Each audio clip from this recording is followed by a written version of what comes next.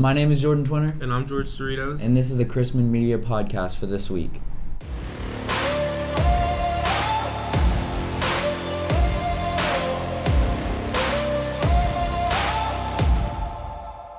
This week's podcast is going to be a little different. Senior Tyler Neal died last weekend. He was a senior in the Public Service Academy. He was also participated in debate and in orchestra. We've all experienced loss, but everyone in our Chrisman Bear family needs to know they aren't alone. We brought in Mr. Perry to talk about the grieving process. Everyone grieves in their own way. What are some of those ways people grieve?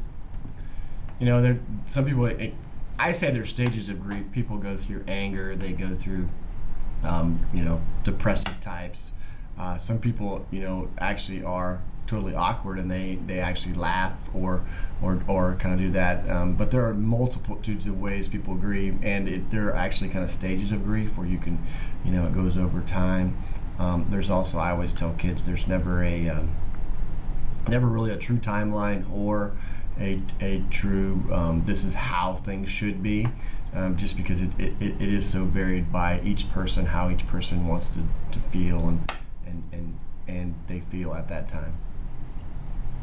What do you think are productive ways to grieve compared to unproductive ways to grieve? Well, first of all, we hope that you're always safe, and that's that's in anything you do. I think grieving and coping are a lot of the same. You have to figure out a productive way to do it. Don't do things like don't do drugs, don't do risk-taking behaviors, those kind of things. The productive way would be to find good ways to memorialize the person that you're grieving. Talk to some people that are kind of maybe going through the same thing you are. If it's a family member or a friend, you can kind of talk and share those memories and bring out the positive lights and not the negative lights of what happened. Those are always really, really good ways to do it. And I think the big thing is that I know this about most human beings. We really do feel better when we do things for others. So one of the best ways to kind of combat your grief is to actually go out and do things for other people. And get involved in something that's going to be a champion for other people, and you can kind of put that in memoriam. You see that especially with like athletes, they have like names stuff like that on hands, stuff like that. So it's just do something, and put that as a tribute to that person. Oftentimes, grief brings people together. Do you think this grief has brought people together here at Chrisman, and what have you seen?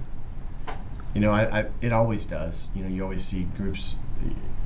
You get together and you forget. I think that sometimes you hate to say it, but we always need that life wake-up call, and this situation probably did do that a little bit. It brought us a wake-up call to that life is short, that we have to enjoy each day, that we're with someone, that every day is a blessing, and to count that blessing with someone. And so so you bring your friends together and you look at the good reasons to be together, and that that was definitely evident it's been in our office all week with students coming down and spending some time together in a positive manner.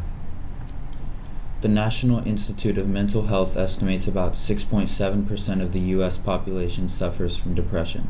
Anything to say for the kids who feel it and think they are alone? Well, first of all, I would say that number's higher at this time of year, especially. October, November, early December are probably the peak times of depression, feeling depression. I think there's lots of factors in there that go with that. But it's if you are feeling down, one of the things you should do is find someone to talk to.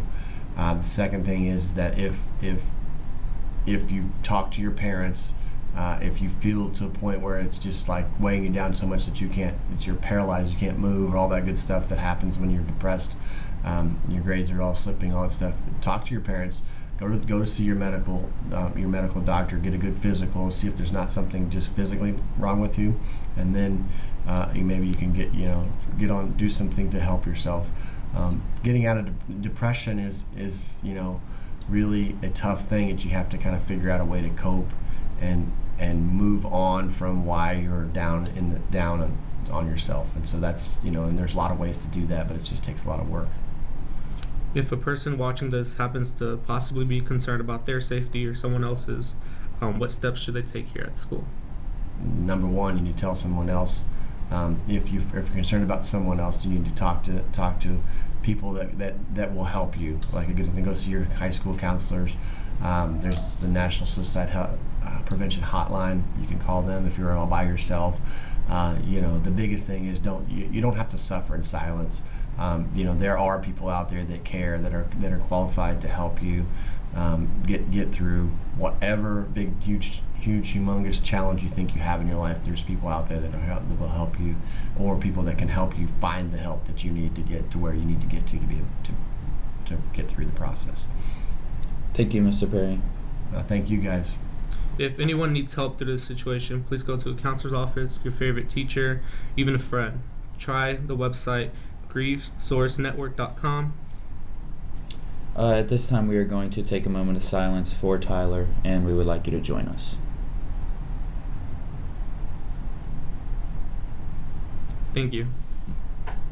From all of us here at CTV, take care of each other and keep your friends close. You are not alone.